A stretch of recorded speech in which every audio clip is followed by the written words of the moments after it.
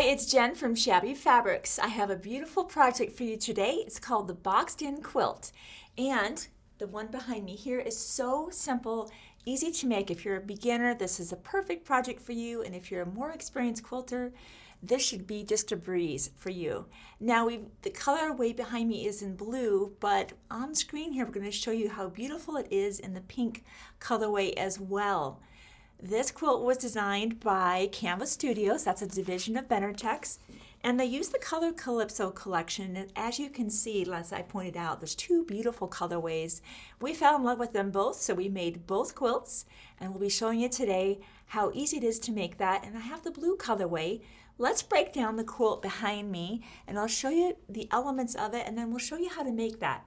Basically, you're going to be making this block here with very simple strip piecing technique. You've got sashing strips on the other side of that, and then the row above that is sashing strips and cornerstones, and we'll be emphasizing pressing and pinning. So let's jump right into the project. Now, we do have some kits available of this in limited quantities. Once those are gone, we can't make more. So if you're in love with these quilts, grab your kit. Of course, this will be beautiful in a variety of colors. So if you've got a beautiful stash of fabrics, or maybe there's something on the Shabby Fabrics website you love, grab that, and we'd love to see you share what you've done with this design, maybe in some other fabrics. We always love to hear from you at social media at shabbyfabrics.com. And of course, posting on we might feature you on our Facebook page. So let us know what you make of our Shabby Fabrics projects. The first thing you'll do to make this block here, and we're going to be using fat quarters for this particular project, is you'll cut 3.5 by 21 inch strips, and you'll sew those together, right sides together. Determine what your center is. So let's just break the block down. We've got these three fabrics, so I'm making sure I'm laying them out properly. Right sides together, sewing a 1/4 inch seam allowance, opening that up. Right sides together, again a 1/4 inch seam allowance. And I've done that ahead of time. Let me bring that out. And this is what your unit will, of course, yours would be longer. Mine's a little bit shorter, so it'll fit on my table a little bit nicer. And let's start talking about pressing. Pressing is really important. That's how we get our nice interlocking seams and we make sure our points come together. So let's bring our pressing mat over. I'll be using the 14-inch square Shabby wool pressing mat. Now, this is actual wool. It's wonderful to use, of course, with wool or cotton.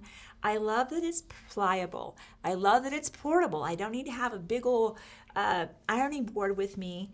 And the seams just kind of sink into that. Let me show you what I'm talking about. For this particular unit, we'll be pressing our seams toward the center. I'm just going to warm that seam up real quick with some nice heat. Just restart that. There we go. We're pressing this first unit seams toward the center strip. What I love about this particular pressing mat is it just seems like the seams just sink into the mat instead of rising to the surface and making a bump. I love that. I want to make sure that that seam is good and pressed, but I also want that to be down beneath and not rising to the top and creating almost a ridge. If you've been quilting for any time, you've probably experienced that, and it can be very noticeable, especially when you quilt your project later on. All right, that's good and pressed. That's one of the most important things about good 1/4 inch seam allowance, good pressing, and now we're going to do some good clean cutting. We're going to start over on this side, and whenever you have a strip piece unit, you're always going to have these different varying lengths. That's a natural part of that. The first thing we're going to do is just square this up, cleaning that up. Now I'm lining up my strip unit along a horizontal line of my cutting mat and making a nice clean cut. And I'm using the mat to do that. But once that's been done, I'm really going to the ruler for a guide. Now this is the Creative 6.5 by Creative Grid's 6.5 by 12.5 inch ruler. If you haven't used the Creative Grid's rulers, I'm going to tell you, I hadn't used these for probably the first 15 years I've been quilting. I was introduced to these rulers, and one of the things I want to point out is how intelligent they are and the versatility. The white dots are going to be whole numbers. If I'm cutting 1, 2, 3, 4, 5 inch, I'm going to be using anything with the white dots. If I'm cutting any measurements that are the ½ inch increments, 1.5, 2.5, 3.5, as in the case today, 3.5, I'll be using the black dots. What I love about that is when I know I have the black dots up, all I have to do is go find my 3.5 on my ruler, line that up with the left side of my fabric, and I'm just going to make a cut. I am finding when I'm using the Creative Grids rulers, my blocks are more precise because the ruler is finding the measurement for me versus me hoping I find the measurement with a standard ruler. So I really, at first when I was using the Creative Grids rulers, I found all the dots a little confusing until Tammy explained to me the logic of the white dots and the black dots, and it all just clicked. The light bulb went on for me, and I've been using these rulers ever since. So you'll be cutting 2 of those, and let's put that aside. Now for the center portion of the block, which is this portion here, we went ahead and same thing, strip piece that. Now here, remember how we pressed toward the center? Since this is going to be in the middle, we're pressing away because we want to have interlocking seams. Again, we press the same way.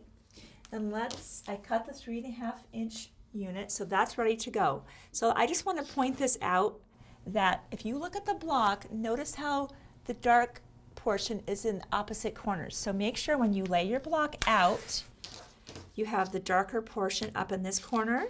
Here's your center, and this is down in this corner. It would be very easy to flip that around, and the block is not going to quite present the way that you're hoping that it will. Now I'm just going to double check. My seams here are pressing toward the center. This is away from the center and toward the center, giving us nice interlocking seams. Now I want to point this out to you because this is what helps assure you that you're going to have nice points coming together. This is really a pressing and pinning project, and I like projects that challenge me to get my points just right because there is such a strong contrast in color from that dark, beautiful blue to the white.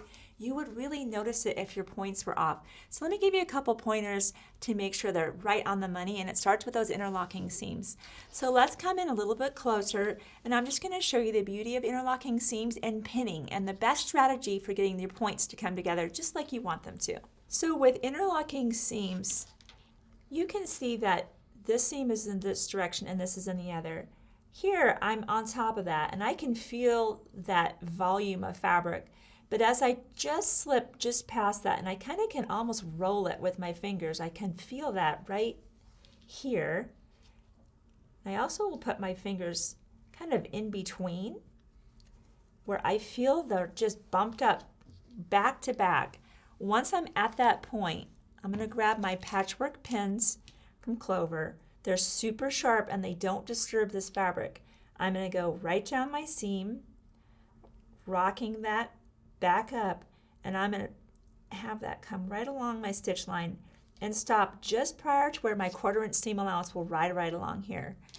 Why I love that is I can leave my pins in place while I sew my 1/4 inch seam allowance.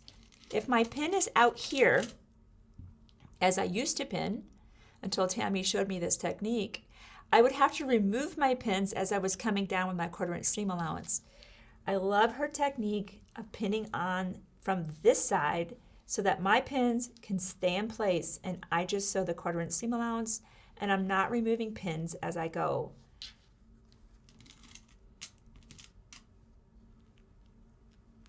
Again, rock that back. Stop just before. I don't like to sew over my pins. I know some people do. I've never been comfortable with that. So I'm going to make sure that that is just prior to my 1/4 inch seam allowance. Now, I'm going to come and sew the 1/4 inch, and I would do the same here. Same thing. I'm going to sew this first. Then when I come back, we would be right sides together, pinning and sewing. So when I come back from the sewing machine, we'll get started, but when I come back all the way, this will be attached and this will be attached, and we're going to go over and we're going to press after that. So I'll be sewing with the 57D. I have the dual feed engaged. This is the BERNINA 770 Quilter's Edition. I like to use her starter strip to just get the machine going, get it sewing a nice line.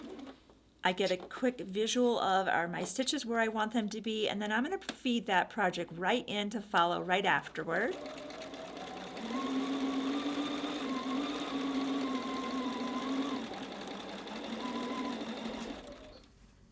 Okay, so my block is now sewn together, and now we need to press. This is your decision whether you want to press your seams away from the center, toward the center, or open. It's not going to make a difference because you're going to be sewing sashing strips on the either side of that. So this particular seam won't matter. Sometimes it does matter. So I'm just, when I can't, I don't have a preference, it's not contingent on the next piece being sewn on, I kind of see where the seam wants to naturally lie, and if it's going to the side, let's go with that. And let's press from the front. Now you'll be making this block over and over again. As we mentioned, it's this block again and again and again, just different colors here in this particular row. And you'll be sewing sashing strip on either side of that. Now we've done the majority of that strip, and we'll just be adding this block onto that. So let me bring that out and show you that. Boy, our iron wants to steam today. I love that feature of this iron. Now you can always turn that feature off and just not have the steam going, or not add water if you don't want to have the steam feature of your iron going. This is where the block, oh, see how I laid that out? You want to definitely lay your blocks out so that you don't, see how that would be wrong? That dark is in the top left corner, and then my sashing strip, and let's lay that out. Everything looks right to me. We'll be sewing right sides together, 1/4 inch seam allowance. That'll then be a unit. Then, let's pretend that's all together. Right sides together, 1/4 inch seam allowance, pressing toward the white each time. You will press toward the sashing every single time in this particular project. So I'm going to go ahead, go to the machine. I'll do that off camera, and I will be right back, and we're going to finish up our quilt. So this last portion is on, and as you can see on the other one, we've pressed everything toward our sashing. Let's do that now. And this unit will be complete. This is really a very, very fast project. Strip piecing is like that. It's fast, it's fun. I love the precision of piecing. I love applique too, but it is fun when you get to do piecing because now it's about precision and pinning and good pressing and good 1/4 inch seam allowances. So that's our unit complete. And as I mentioned before, the only other portion really is it's the sashing strips and what we call the cornerstones. So we've been pressing toward our sashing the whole time, and that might not feel natural to press toward the white, but in this instance, this is what's creating that interlocking seam again, which is the whole key to having your points come together. Just like we emphasized before, you're going to feel that interlocking seam. Make sure those are just butted right up to each other, and you'll be putting your pin in position. And you can work your way all the way down, very carefully pinning each section. I would recommend, versus you kind of just working your way along here, you know that these cornerstones have got to just nail it along these right up here. So you're going to pin here and here, and every single cornerstone all the way down. Then you can go back. In fact, let me just demonstrate this. These are some of the things that you learn along the way. When I was a new quilter and I hadn't had any classes, I was excited, but I didn't have time to take classes. I was pilot flying all kinds of crazy hours and schedules, and I just could not commit to regular quilting classes, so I had to kind of just do what I could and kind of teach myself. I would just pin all along, and my things were off, and I've learned pin where it has to come together, and then here you can just pin as necessary to fill in this gap. You'll do that all the way down, so your 1/4 inch seam allowance, again, pressing as you prefer, and then you'll just continue all the way down until you have your quilt together, and then finish up as normal quilting and binding. So the boxed in quilt is a beautiful, fun project for any quilter, beginner or experienced. If you learned something today, I'd love to get some feedback, a thumbs up from you, and I look forward to teaching you our next project.